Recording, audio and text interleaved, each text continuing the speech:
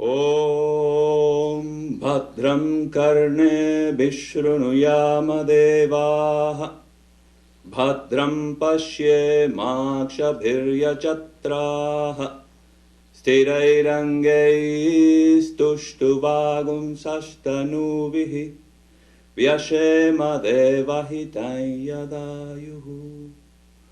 Om Shanti Shanti Shanti. Om, all gods, may we hear with our ears what is auspicious. O ye adorable ones, may we see with our eyes what is auspicious. May we sing praises to ye and enjoy with a strong limbs and body the life allotted to us by the gods. Om, peace, peace, peace. Good morning, everyone. Good morning. I think it's, they thought I was taller, but I think I'll be all right. Our topic today, as Amal just mentioned, is the inner life. And it's a very important topic. And I think it's my favorite one. I will try my best to explain and expose here what I consider to be the real inner life, and how we can practice in our day-to-day life. There is a verse from the Katha Upanishad that says, Anoraniyam mahato mahiyanatmasya chantor nihito guhayam.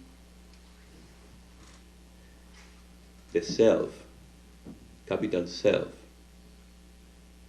is smaller than the smallest and greater than the greatest, dwells in the hearts of all creatures. The self, smaller than the smallest and greater than the greatest, dwells in the hearts of all creatures. Now, the other day I was having a conversation with one of my monastic brothers, and kind of like talking about the yoga of karma, of unselfish work. I found myself repeating again and again, you have to do it from your heart. It has to come out from your heart. What do we mean?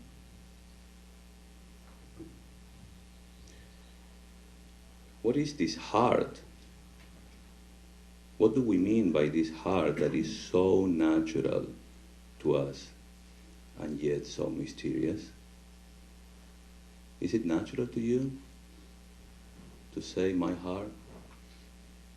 When you cook, you do it with love.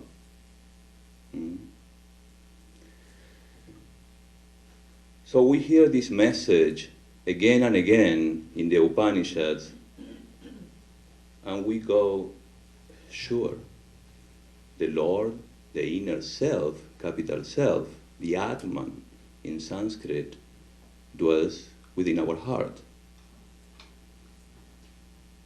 But what do we do about it?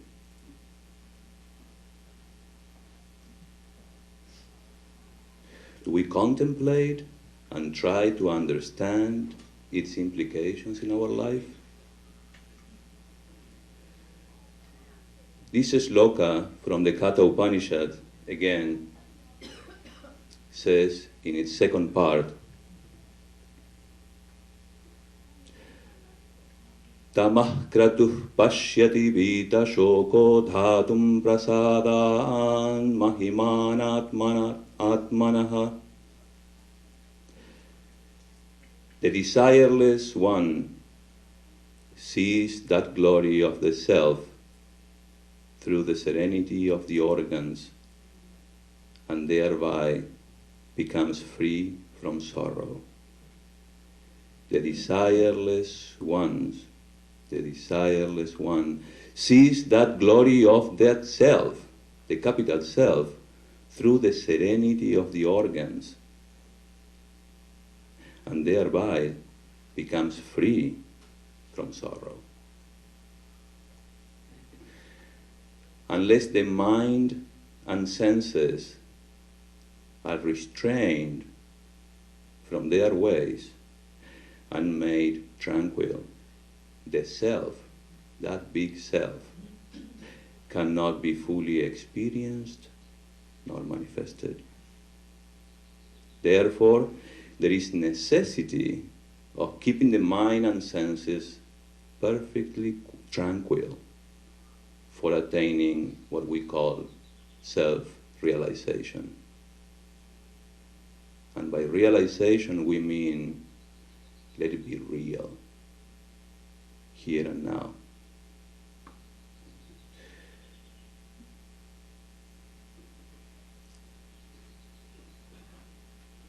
By analyzing the inner life today, we will try to understand the need to regain that inner strength so that we can get back to ourselves, to our inner self.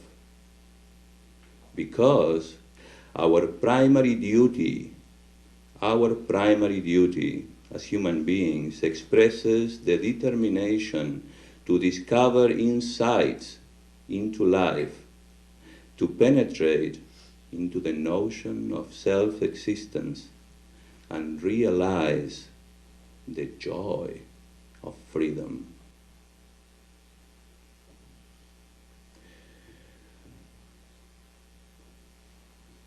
There is one aspect of our life which is known to all of us. Our everyday life, in which we are conscious of all that we do. And this aspect may be called our outer life. But there is another aspect, the life that goes within us. Sounds like we have two lives, Swami. Well, we have an outer life. You have a life that everybody else sees. And then you have a life that is very private to you, that only you and what we call God see. We call it the inner life. Although other people may see sometimes the results of our inner life, they don't actually see. They don't actually see it unless we let go.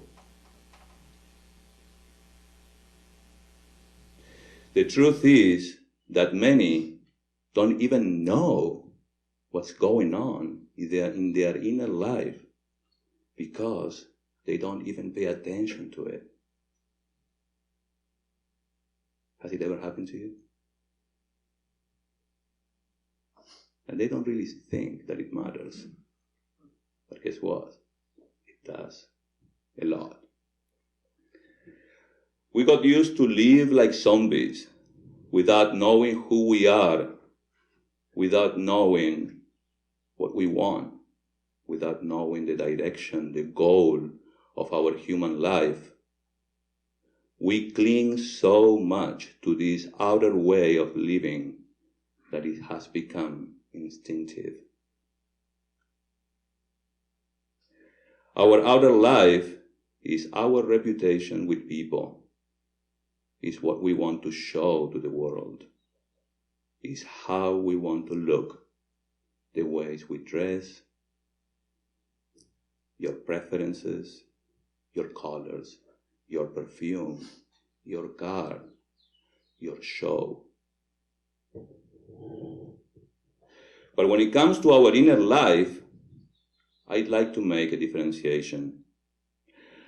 Our inner life could be said to be our thoughts, our imagination, our emotions, our fantasies that occupy our mind when we are alone with ourselves. Should I say it again? Our inner life could be said to be our thoughts, our imagination, our emotions, our fantasies that occupy our mind when we are alone with ourselves. Our inner life could be said to be that different you when you are away from the distracting noises and preoccupations of the outer world, and there are no pressures and pretensions, and no need to wear a mask to impress anyone. That is one aspect of our inner life, where we entertain all sorts of thoughts according to our desires, to our likes, and according to our imagination. Now, there is another aspect of our inner life who I would like to focus on today. That is the most important aspect, essential, I would say. Essentially, it is the only type of life that we need to get.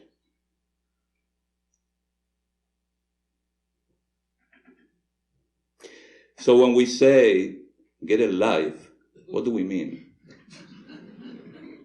Do we use it? We mean that we need to start living to its fullest and a more interesting existence. Let's get a life. But we can only do that when we start accepting who we really are, when we find the center in our heart.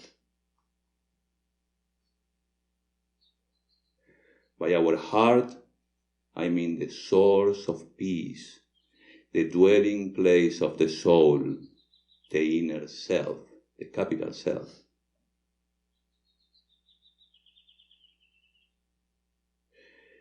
This is the Atman, the self, pure consciousness, free and uncontrollable, surpassing all outer attention, transcending inner awareness, and conveying both through the experience of oneness, beyond thought, unimaginable, beyond body, untouchable, beyond senses, ineffable, beyond the end of evolution, beyond you and I, and our private oneness.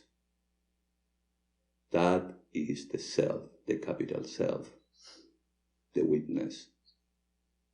That who we are. The Upanishads firmly declare that our mind is rooted in our heart. When our heart rests, cradle, in a calm, abiding presence, our mind settles into a relaxed stillness. To know your inner self is to know your essence. To know your inner self is to know your purpose, your values, your visions, your motivations, your goals, and, most importantly, your intuition. Now, the Upanishads appeal a lot to this so-called intuition. The Shvetasvatara Upanishad says, his form does not stand within the range of the senses. No one perceives him with the eye. Those who know him through the faculty of intuition, as thus seated in their heart, become immortal. The supersensuous way of knowing is what we call intuition. This implies that intuition is the heightened power of cognition, born of the refinement and concentration of all the faculties of the mind, feeling, thought, and will. As you can see, knowing your inner self requires a high level of introspection, awareness, and alertness. It's not as what you have been told by others, but what you have discovered for yourself by the power of your intuition.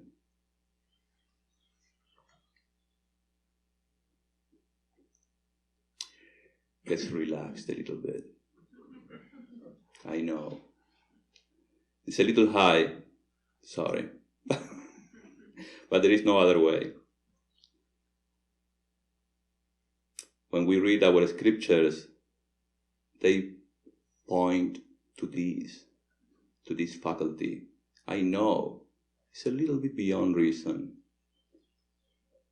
but let's try to connect to it. Let's try to make contact with our real self, within ourselves.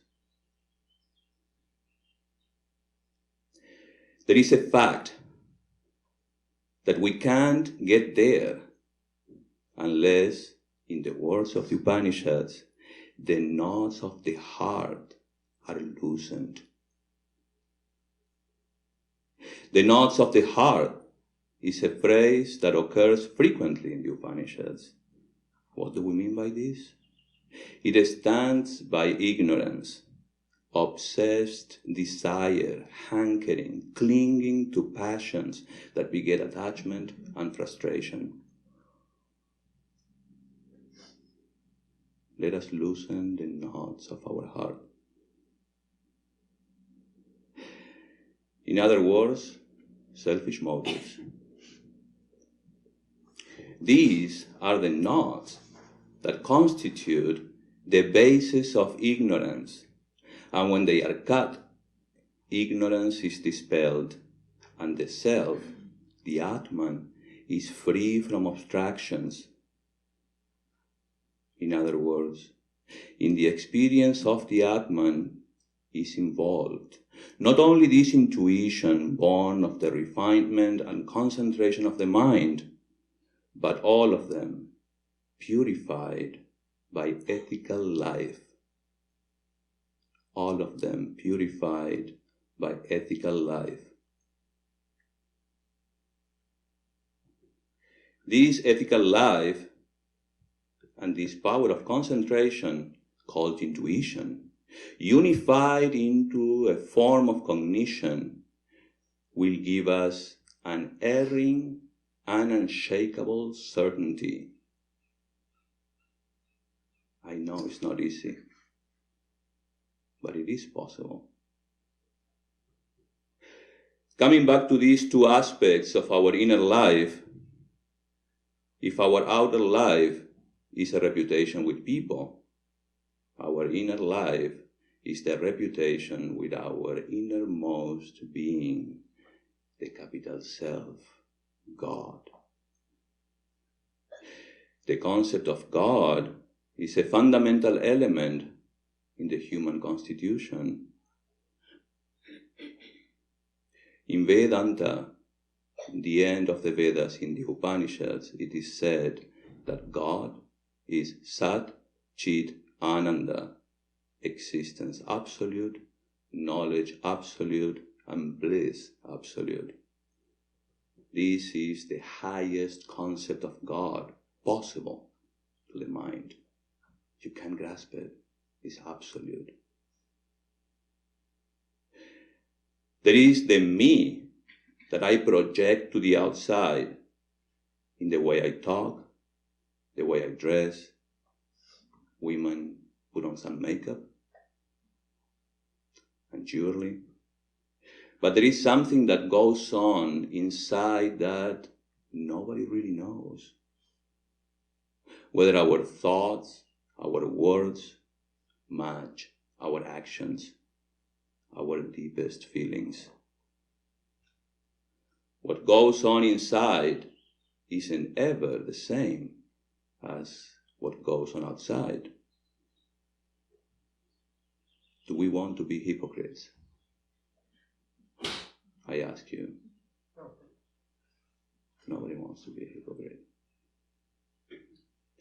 To pretend a show, to put on a show for everybody.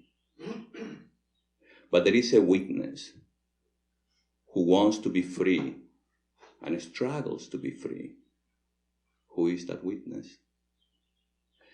Some inner voice tells us that we are free.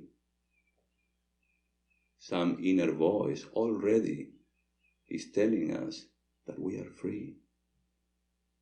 But if we attempt to realize that freedom, to make it manifest, we find the difficulties almost insuperable. Yet, in spite of that, it insists, that inner voice insists on asserting itself inwardly. I am free. I am free.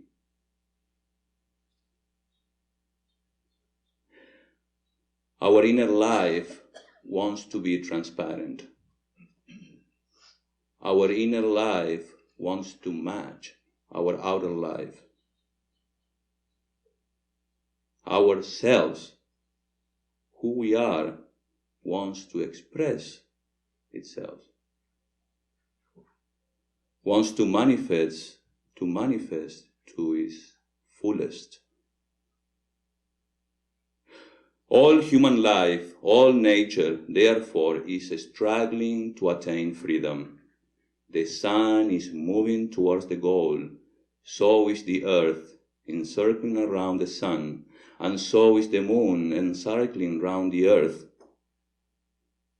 To that goal the planet is moving, and the air is blowing. Everything is struggling towards that freedom. Everything is struggling towards that freedom. The saint is going towards that voice. He can't help it. It is no glory to him. So is the sinner. The charitable man is going straight towards that voice and cannot be hindered. The miser is also going towards the same destination. The greatest worker of good hears that same voice within, and he cannot resist it. He must go towards that voice. So with the most arrogant idler. One stumbles more than another, and him who stumbles more, we call him bad. Him who stumbles less, we call good. Good and bad are never two different things. They are one and the same. The difference is only in kind. The difference is not one of kind, not one of kind. The difference is one of degree. Good and bad are never two different things. They are one and the same. The difference is not one of kind, but one of degree. You are the infinite. The universal is in you. Control yourself and listen to the voice of your true self. Give yourselves a moment for introspection. Where am I going? Where do I want to be? Am I fulfilled? What am I lacking? You should ask yourselves, who am I? What is my life purpose? Why am I here? What do I want to be? What are my values? What kind of values do I want to carry in my life? What are my motivations in life? What do I believe in? I'd like to encourage you to live the life you deserve.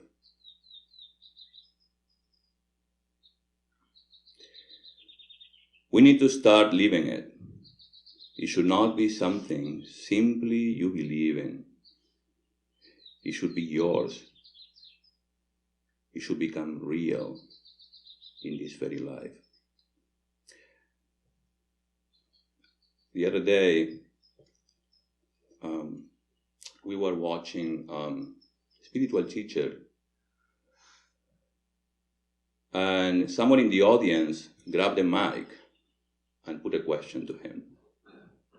I don't want to say that someone was a monk, but he put the following question. He said, what are the different ways of realizing God? How many ways are there out there to realize God? And this spiritual teacher said, you see how many people are here? As many people as are here, present here today. That many different ways of realizing the self. And this person started arguing, giving all sorts of quotations from the scriptures. And suddenly he was interrupted. Sir, that is not what you live. That is what you believe in. But that's not enough.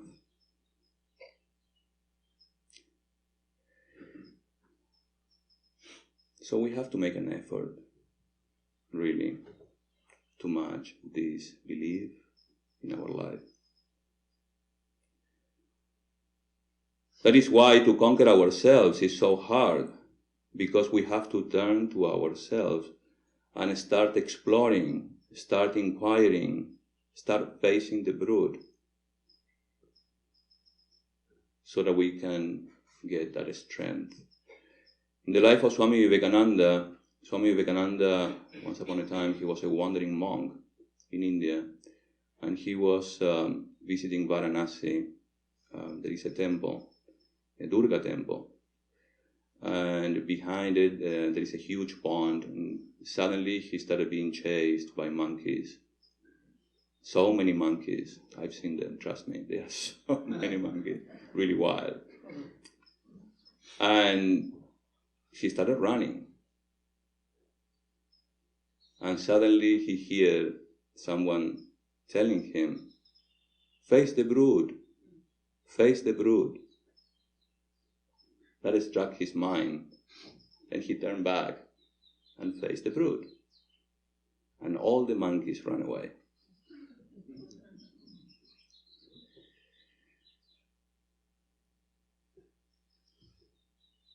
Our main source of strength, guess what it is? Within ourselves, nowhere else.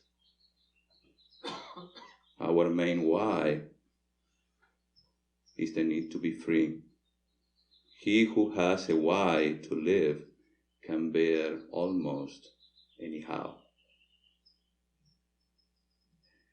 It is spending time with yourself, a life of self-scrutiny.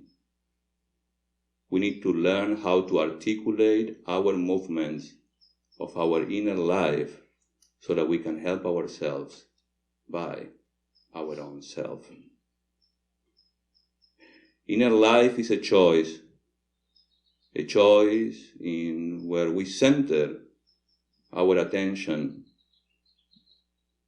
At the same time, the process of discovering is never ending, never ends. It's a lifelong journey, very painful journey sometimes, because we keep falling in the snares of our fundamental enemy. Who is our fundamental enemy?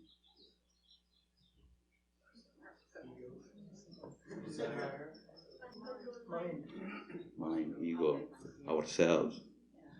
If we are identified with that ego, it is definitely our main enemy. Our me, mine, myself, that's our enemy. The condition of taking the path of the inner life is that one should first be free. Free of what? This is indeed a very heavy load, a lot of a struggle. It's like the backpack we carry when we go camping or hiking. In the beginning, there is willingness. Yeah, I can do this. I can bear with this weight. After some times, it turns really heavy. We just need a break. We just need a break of ourselves. You simply get tired. Tired of the battle going inside you. Let me tell you a story. The battle goes inside the people, between two walls, inside us all. One is evil, anger, hatred, violence, confusion, selfishness. The other is good, represented by self-control, patience, contentment, forgiveness, unselfishness. Which of these walls win, Grandma? The child asked. The one you feed, she said. Our thoughts, our attitude towards our problems, as you can see, all that goes inside us. All that goes inside us is of much more importance than the things that go around us. How long can we pretend to be someone that is not flowing as the real us? There is a goal. Indeed, there is a goal. What is that goal? The goal is to make our outer life and our inner life one. But before, we have to get an inner life. How do we do that? Well, if you have never given much thought about your inner self, it is likely you have become defined a lot by your identities. It is common for people to see themselves as a certain role, such as friend, partner, employee, father, son, daughter, and so on. Some spend their whole lives building themselves around such identities. To make contact with your inner self is the first step of living a conscious life of your own making. The inner life deals with your inner voice, your relationship with God, the most important relationship you have to nurture. The inner life is where your heart is. The inner life allows to unfold the language of the heart. Two people may live together for 25 years, for 40 or for 50 years, and may still not be able to understand one another. Is it true? You have the experience? Sorry. Yet, the inner life would enable them to understand one another in a moment. In a moment. No matter how strange that person can be. Why not?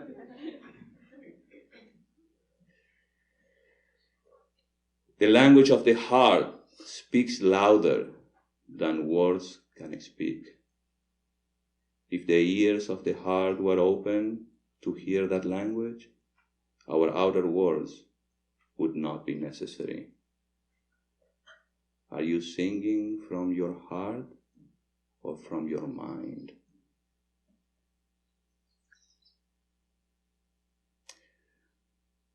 When I was talking with my fellow monastic brother here, speaking about the heart, doing things from the heart, He says, yes, yes. It's like when you sing.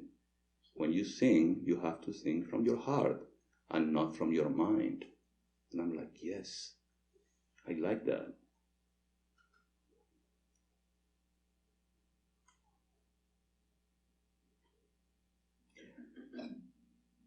Then I ask you, are you singing from your heart? Are you living from your heart? Inner life has been called a chamber of divine light in one's heart. The door remains closed until an effort is made to open it, until we are determined to make an effort to go inside it. Everything becomes spiritual once this door of this chamber of the heart is open. Yes, my dear friends, our inner life is our spiritual life. There is no other life possible. By descending into the safety of a nurturing heart, we regain confidence in our inner voice. Returning into silence, the absence of word and thought realigns each of us with a calm, abiding presence. By descending into the safety of a nurturing heart, we regain confidence in our inner voice. Returning into silence, the absence of word and thought realigns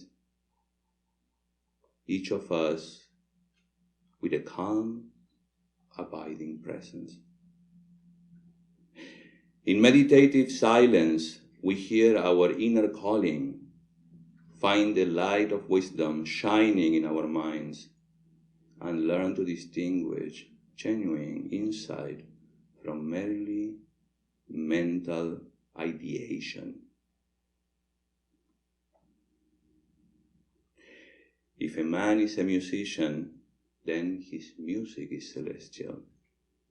If she is a poet, then her poetry is spiritual. If he is an artist, then his art is a spiritual work. Whatever he or she may do in life, that divine spirit manifests. He need not be a religious person. He need not be a philosopher. He need not be a mystic. It is simply that what was hidden in him, and thereby was keeping his life incomplete, begins to manifest to view, and that makes his life perfect. That enables a man to express life in its fullness.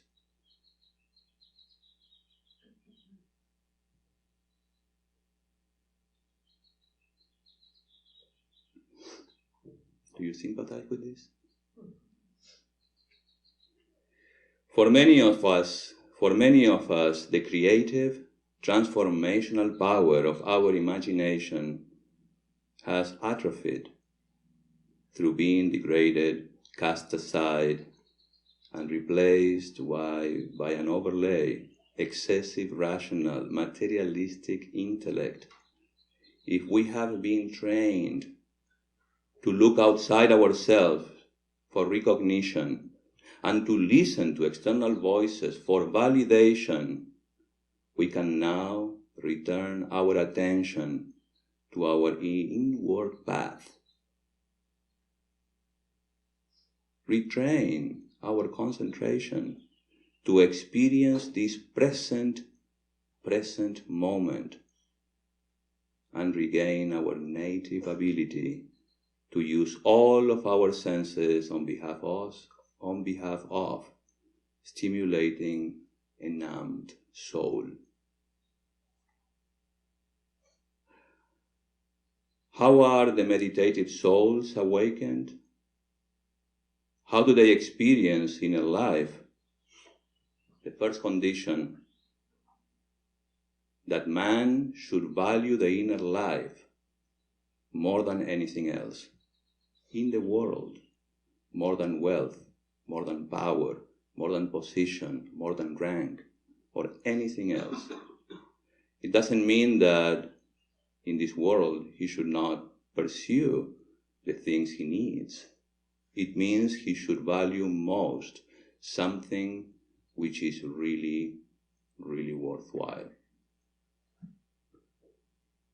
The next thing is that when one begins to value something, one thinks it is worthwhile giving time to it. It's not enough just to quietly listen and go, yeah, it sounds good. And then just go back to your cars, drive home, and start again. Well, yeah, that was good. It's a nice message. By the way, I forgot already. What was that?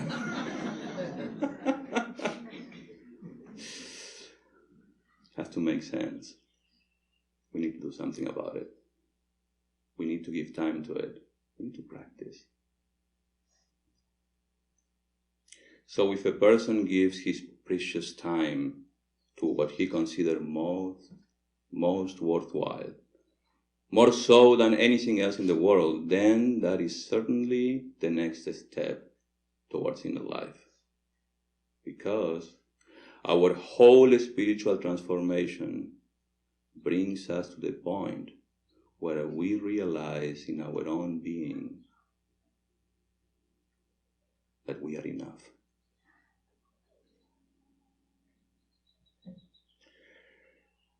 Support your life by never forgetting the most important and fundamental relationship in your life.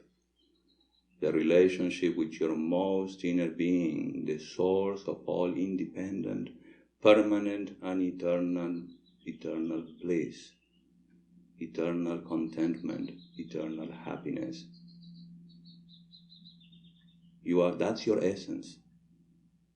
Your relationship with the Lord is the only permanent relationship you can ever have. Living God, it is in Him, through Him, and everything is for Him. The moment you lose sight of that fundamental relationship with God,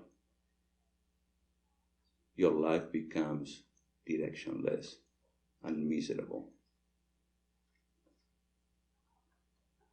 Number 3. The third condition,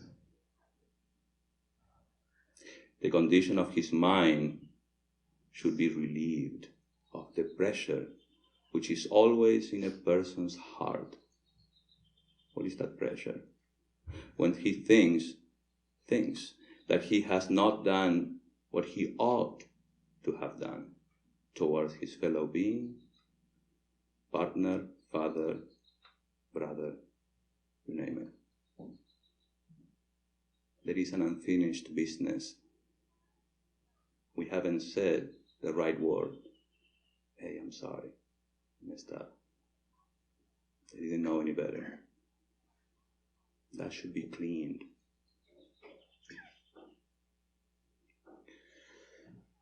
A person may give his valuable time to contemplation, to a spiritual life.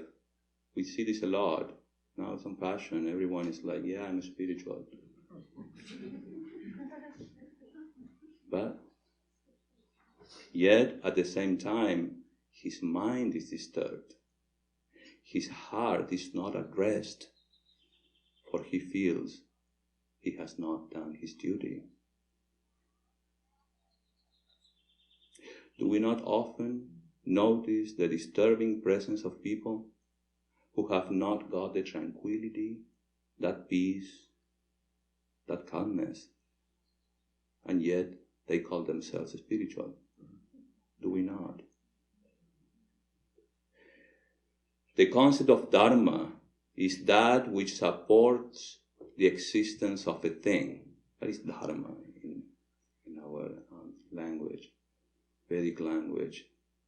Those virtues, values, attitudes, and principles which keeps us together is dharma. Says the Muktida Upanishad, the stream of tendencies flowing through good and evil channels is to be directed to self-effort along the good path. We have to cultivate the seeds of dharma, that which is good, that which is right, within our hearts. We have to make an effort. A mystic is often called a seer. And a great yogi has said, in order to see what is before you, you must first see within yourself. Now the sages who have realized that inner life have realized it by contemplative means.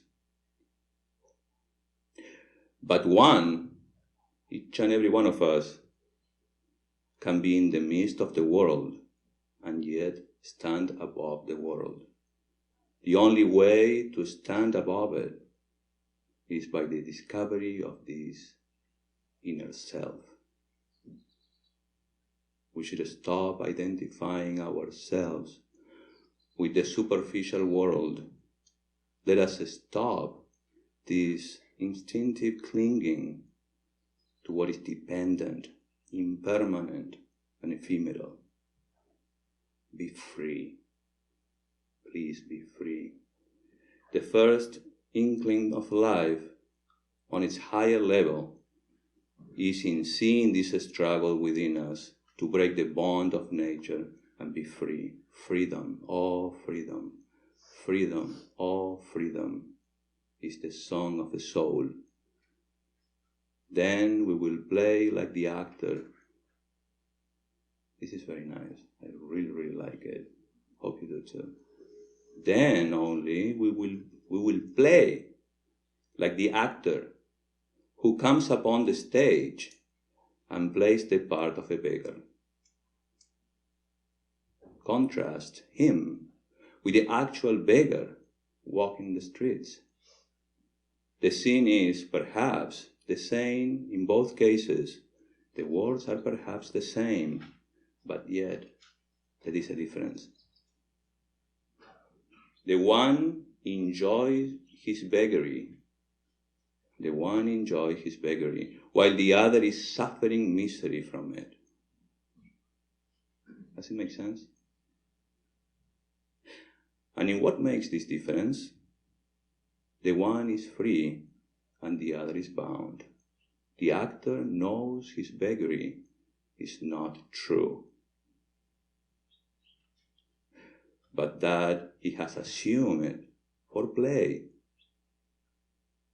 while the real beggar thinks that it is his too familiar state and that he has to bear with it, whether he wills it or not. You see it? Inner life is a life from the soul. Space is in the soul, not the soul in a space. As the soul, we are not in time and space. All time and space are within us, within the soul. The center of that soul is our heart. Now when we say, you have to put your heart, it's so common to us. I'm pretty sure most of you can sense exactly what I mean. This. It's just that we lost track of it. We got used to this superficial life.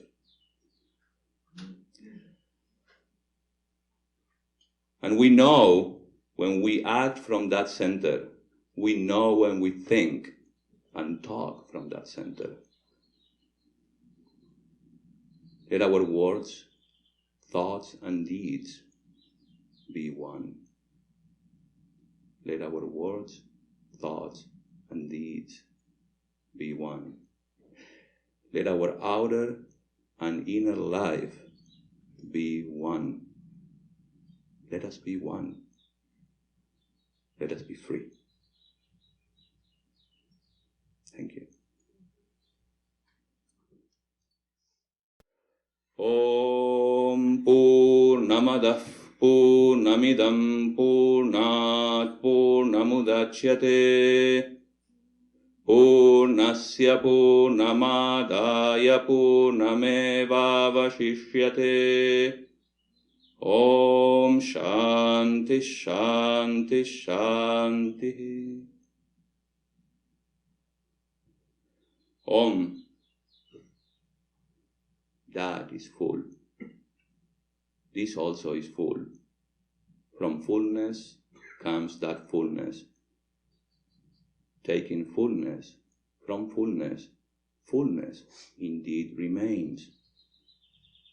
Om, peace, peace, peace.